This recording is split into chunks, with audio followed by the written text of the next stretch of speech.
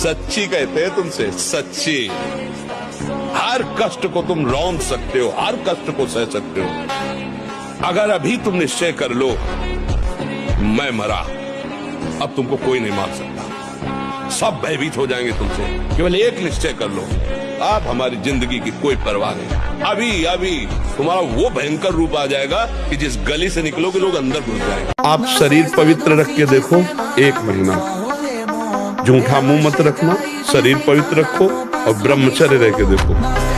1 महीने में आपको ऐसा लगेगा आप देवता। 1 महीने में लगने लगेगा, एक मतलब दिव्यता आने लगेगी।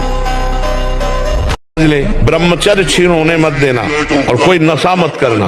आपको सच्ची कहते हैं कि इतना ब्रह्मचर्य में ताकत है कि अपने आप ब्रह्मचर्य आपको पढ़ाई में न लगा दे तो बताना।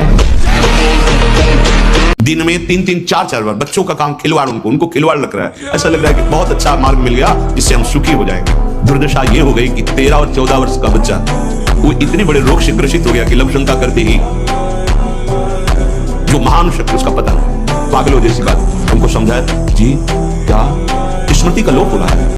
मानसिक रोग, डिप्रेशन से निवृत्ति के लिए, शारीरिक रोगों को सहने की सामर्थ्य या निपटाने के लिए और लौकिक कामनाओं की पूर्ति के लिए या पारलौकिक कामनाओं की पूर्ति के लिए या परम पद के लिए या शुद्ध ज्ञान के लिए या भगवत प्रेम के लिए जो भी आपको चाहिए वो सब नाम से प्राप्त हो जाएगा। पर जैसे 1 करोड़ के हीरा का आपको हार लेना है तो 1 करोड़ होना चाहिए, 10 रुपए में नहीं मिलेगा।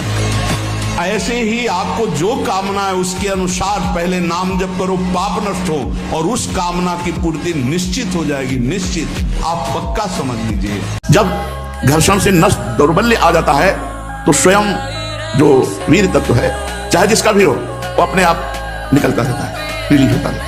जरा से लक्षणका में ताकत लगाई निकल गया, शौच में ताकत लगाई निकल गया, या स्वाभाविक निकल गया।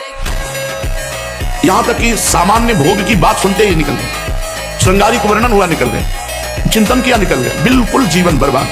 मुख्य बात है चिंतन बदलना, ये सब गौड़ बात है। मुख्य बात है चिंतन बदलना। यदि हमारा चिंतन विषय लोलुप बना रहा तो चाहे जितना सात्विक भोजन करो, चाहे जितना आप नहाओ धो पवित्र व्यायाम सब, लेकिन आप रोक नहीं सकते, क्योंकि चिंतन है। चिंतन बदलना अति आवश्यक है। उसके बदलने के लिए सत्संग, शास्त्र स्वाध्याय, नाम जप तीनों आवश्यक है। प्रश्न हुआ कि जिन्होंने मन को भोगों में फंसा रखा है, इंद्रियों को विषयों से विलग नहीं किया, वो इस प्रचंड माया से कैसे मुक्त हो सकते हैं? कोई उपाय है? तो बोले पहले विचार करना चाहिए। उसको ये विचार करना चाहिए कि मैं सारी चेष्टाएं सुख के लिए कर रहा हूँ, फिर मुझे दुख क्यों भोगना पड़ रहा है? इसका मतलब जिसे हम सुख समझ रहे हैं वो दुख है। क्या करें? गुरु का आश्रय, उनकी सेवा, मन वचन कर्म से उनकी अधीनता और शरीर संबंधियों से अनासक्ति। सृष्टि में कहीं भी आप भयंकर अपराध करोगे तो सबसे पहला काम होगा गुरु से संबंध हटवा देना, तभी माया तुम्हें रौंद पाएगी। नहीं गुरु मेहरबान तो चेला पहलवान।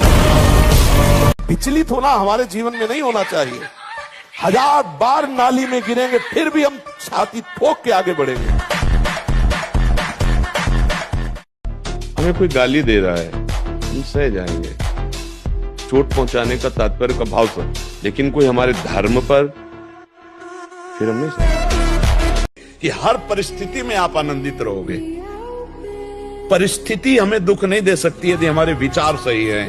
थोड़ी सी दवा इतनी सुन्न वाली कष्ट को नहीं होने देती, और चित्त भगवान में जोड़ दो कष्ट होगा। बड़े से बड़े कष्ट को हंस के सहा जाता है। तो बच्चा डिप्रेशन क्यों, दिमाग में भार क्यों? क्योंकि वो अहंकारी अज्ञानी जीव भगवान से परिचय नहीं प्राप्त किया, अध्यात्म को नहीं जाना, इसलिए दुखी हो रहा है। बोलो चिंतन की क्या परेशानी है? 1 साल में आप बदल जाओ, 1 साल में चेहरा बदल जाएगा, जीवन बदल जाएगा। नाम जप करो, आध्यात्मिक शक्ति बढ़ाओ, व्यायाम करो, शुद्ध भोजन करो, शारीरिक शक्ति बढ़ाओ, अभी आप बलवान बन जाओ। बलवान कौन है? दूसरा गाली दे रहा, आप सह गए उसे बलवान कहते, उसके थप्पड़ मार दिया उसे बलवान नहीं कहते। बल आप में क्षमा है तो आप बलवान हैं। काम को आप जीत रहे हैं, आप बलवान हैं। लोभ को आप जीत रहे हैं, आप बलवान हैं। दूसरा कोई बीमार पड़ा है, आप उसको सेवा कर रहे हैं, कोई चाह नहीं, ये आप बलवान हैं। निर्बल आदमी नहीं कर सकता।